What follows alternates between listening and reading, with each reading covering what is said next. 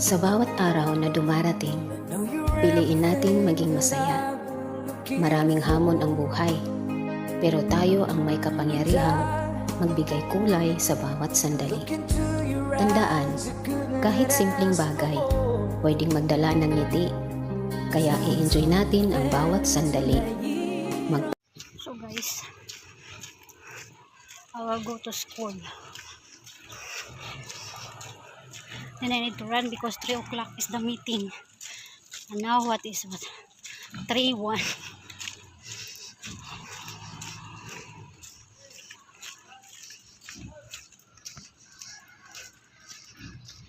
So this is the way going to my place. Then this is shortcut going to school.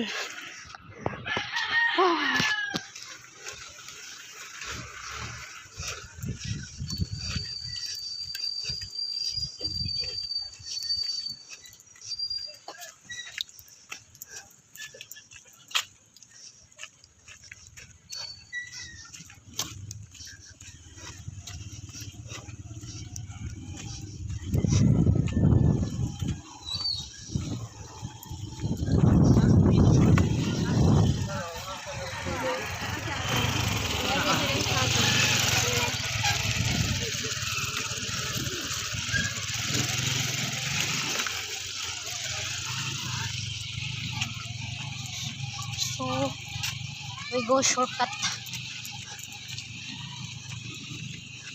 So this is the place going to the school. Shortcut.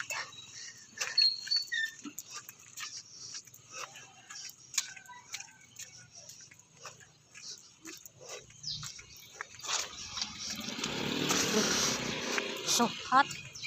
3 o'clock. So naurasa. Hantang mabot ko dito 3:15.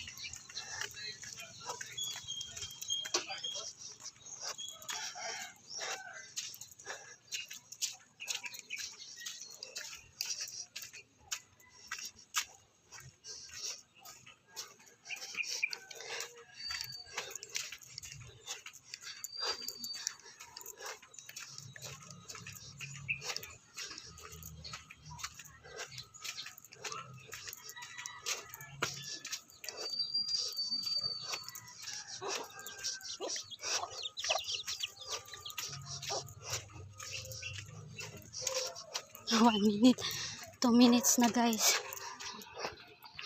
Oh my god.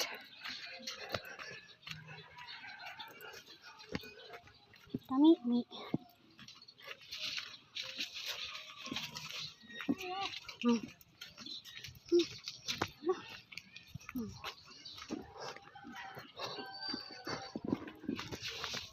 This is really fast walk.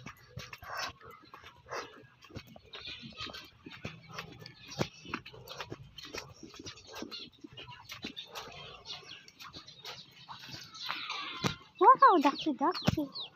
Ay, dako. So, muna dito guys. Nagianan.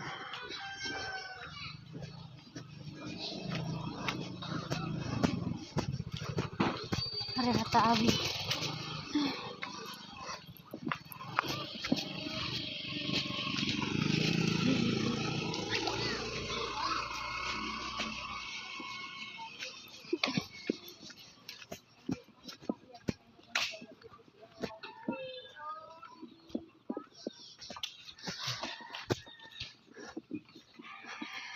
Hari takawat dari agi guys.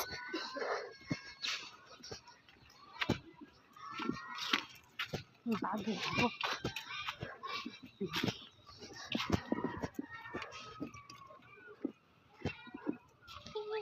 Agi raku hayo pamaak.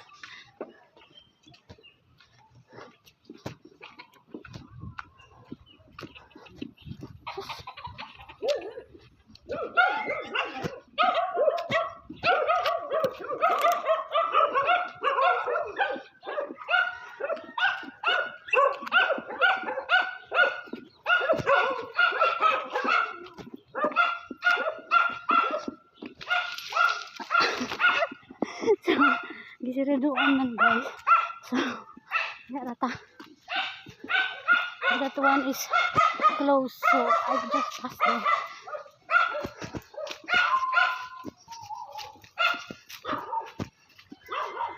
The dog is get mad.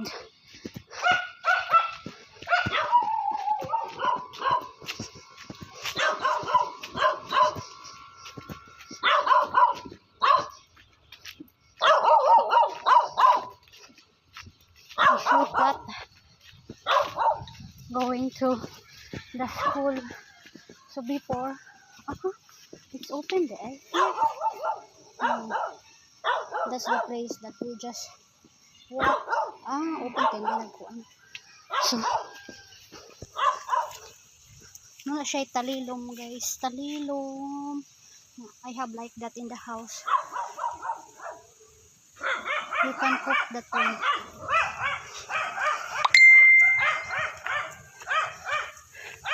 Sani? Good afternoon. Mag-start na ang meeting. We will wait until 3:15. Okay. So, they will wait at 3:15. So, this is the place before. So, the teacher said they will wait at 3:15. So, I'm 3:09. So, so look at our street before. That next gate there. That one, the white one. Yeah, that's our place before.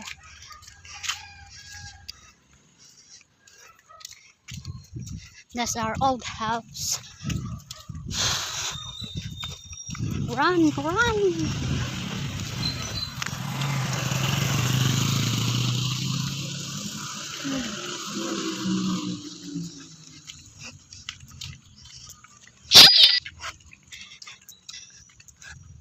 $3.15.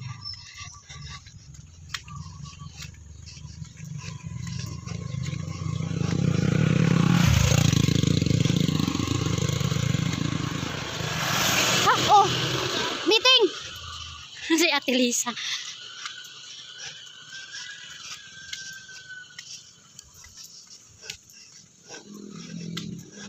Ang akong Ate Lisa ang gwapa. Meeting.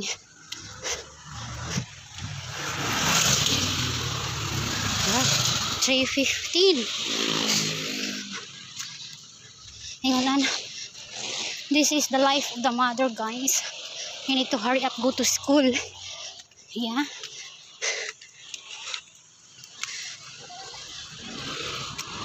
So, that is the place.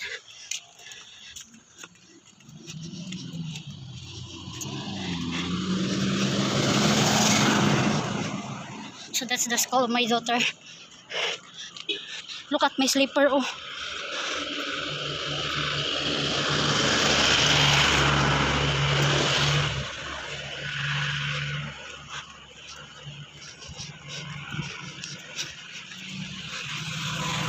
We are here at school na at 3:12.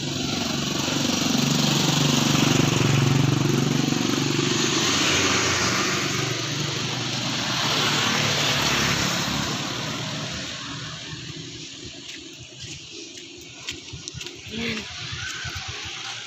School na.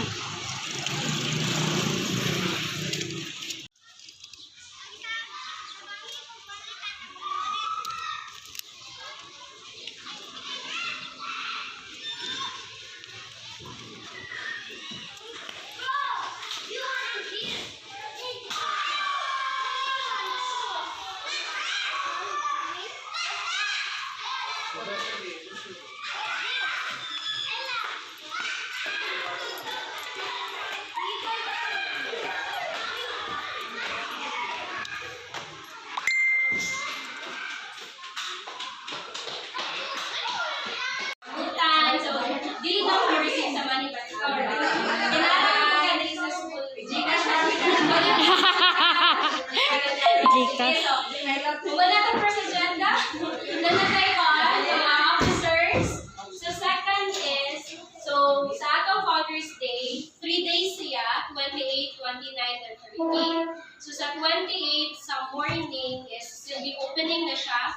will start with Thanksgiving service, and after that is ang presentation. And then ang second day is ang Mario Fiesta. So dito na sa Pika, so actually full day ni siya na activity. So matang sa punta ko sa atong buhatan sa second day. And then sa third day will be family fun day. So kapangita ko yung venue, nanong kami na Colin Road. Gusto ko siya available sa nila kami venue. Like last year, na nag-family fun day ta. So muna yung third day. So sa presentation, naka-suggest kung okay na po din ninyo kaya another gasto na mag siya. So depende na kung yes mo. So sa girls, hala, kuan di ay, video, ako ka nung doon. Balik na yung uso pa ni. Dito ko sa ubang walang mga parents. Para makadungog yan sila. Ito pa ang kuan. Doon na ako. Kasi ang shirt, ako follow nito.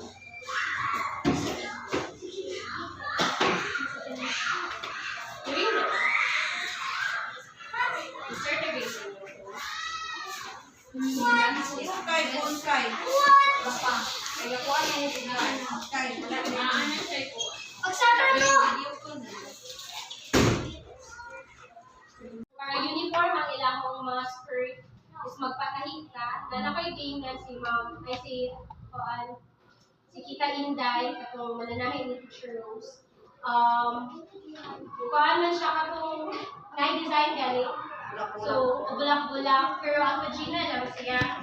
Kaya 63 man siguro ang metros. So, I think 1 meter is enough naman siguro sa girls. O, ganun ang ginagban galing sa mga girls. So, wala pa man ihatag kung precious si Tita Inday kung pila ang iyang pa kayo sa pagkain. Pero ang panapton is 63. Bulak-bulak. Pwede plain. Pwede mo ito plain. Ang plain is mas barato, 30 plus. Nakasyada, anis, magamit pa manggod po nila next year. So, pero nara po na ninyo, kaya siya itong mga restoran na. So, okay na ninyo already. And for the boys, gamay lang sa boys, para uniform sila sa girls. Kaya galing nila ibutang galing. Kapag banda na, i-uniform nato sa sayaw sa girls. So, wala pa po niya hatag tuition sa kita nila yung pila na siya. So, follow up lang niya ko kung pila. Okay na ba sa class na magpapatahid ka? Masaya sa girls is white t-shirt lang siya. Uniform sa boys is white t-shirt, black pants. Then katong ikot nila silang net scarf. Then ang sa girls is moto-sayal. And then white t-shirt and kanang ihadpan nila. So ang atong ipatahi is ang skirt sa girls, then ang kanilang headband. O ang sa boys na scarf. So update lang niya ako sa pila jud ang mga gasto. So okay ra? Yes, okay lang. And then sa ato ang sa second day, which is ang Mario Fiesta, may kabuan is every grade level na atay booth. So, grade 1 to grade 6, and even sa preschool, natay mga booth. And in every booth, natay pakulong. So, ang suggestion is mag-bracelet making ka. And then, sa ka kaya? Shooting.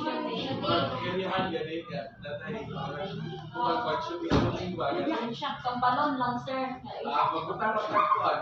Tao-tao.